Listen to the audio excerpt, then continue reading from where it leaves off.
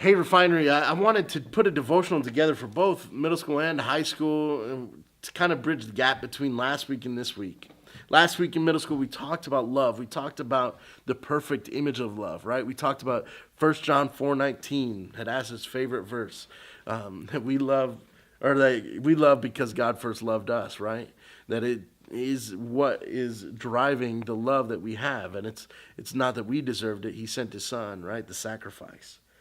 High school, we talked about this idea of mind and body and this root of toxic masculinity, toxic femininity, being the separation between mind and body, and seeing body as just something like a carnal need, right? And so the idea of filling your own needs is perfectly fine. And that's not the case. That's not a biblical worldview, right? And so we looked at that we are spiritual and physical beings united, right? And that we're not just bodies that we can slough off, but that God is going to renew us and renew our bodies.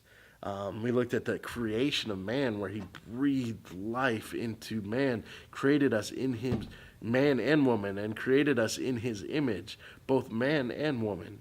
And so kind of attacking toxic masculinity and toxic femininity, whether those are things, whether you agree those are things, but we know that like the world is busted because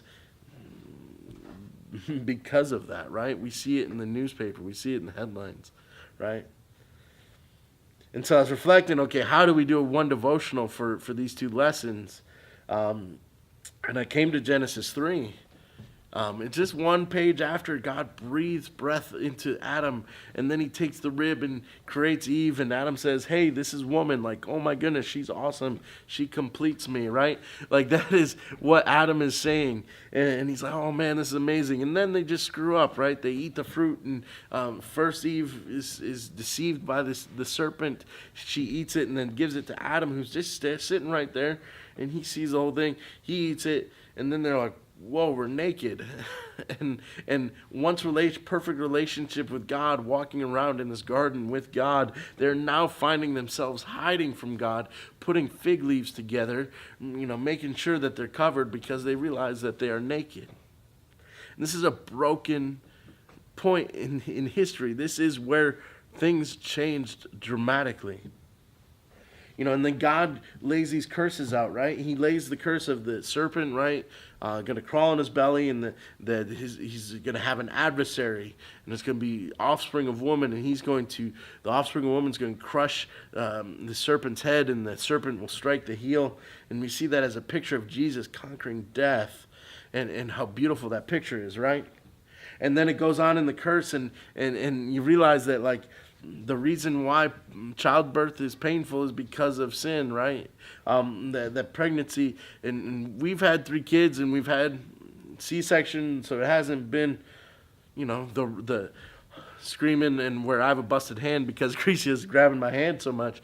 But, it's still, there's pain, there's uncomfortableness, there's all sorts of stuff that happens in pregnancy, right, and delivery of children. And it's because of sin, right? And then the second half of that is that God says, you will desire for your husband, but he will rule over you.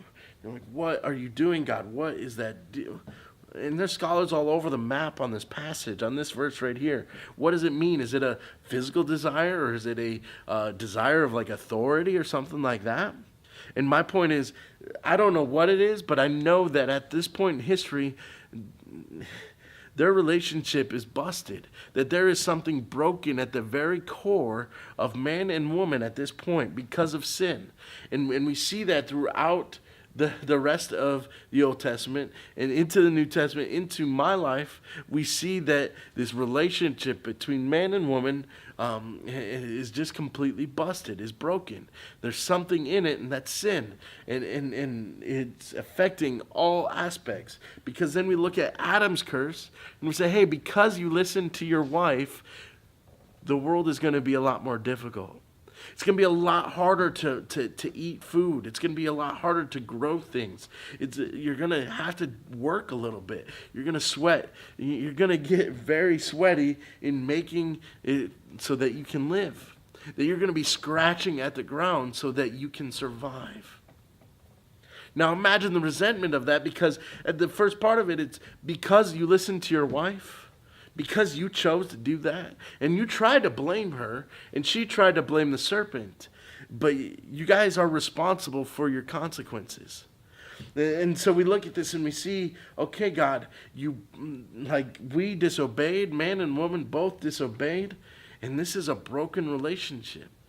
And it needs to be fixed. And the glory of this, how great is it that at the beginning, that this relationship is broken, right?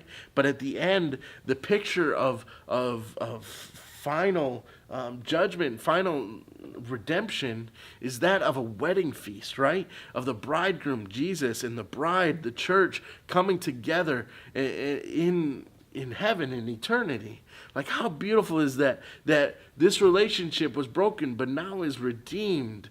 And we can see throughout history, we can see that Abraham tried to bring his own, or God's plan, into his own hands, and have a child with Hagar. Or when he was going to Egypt, and he said, "Oh, that's just my cousin," and he's talking about Sarah, his wife. "Oh yeah, it's just my cousin, no big deal." That's jacked up. We see all sorts of issues. We see, David and Bathsheba. We see just all sorts of broken stuff that oh my goodness. Toxic masculinity, toxic femininity, if you believe those are a thing, it's not a new thing. It's something that has been created a long time ago, something that happened because of a decision that we made as humanity. And so, I think it's good to tie that in, because next week in middle school, we're going to talk about the perfect love, the redemptive love. We're going to talk about how, because we screwed up, we're going to look at the book of Hosea, and because we screwed up, but God still loves us.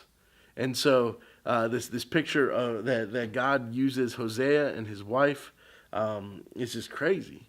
And so we're going to look at that next week. And then next week we'll also be looking at a biblical manhood and a biblical womanhood.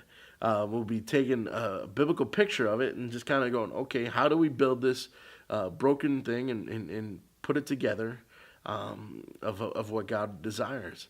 And so that we can, if you know what you're looking for, you're going to find it. And so we want to encourage you guys in that for next week in Refinery. Same time, same place. Hopefully there's no snow. And we're only a couple weeks from Blacklight Dodgeball, so sign up for Blacklight Dodgeball, all right? Have a good one.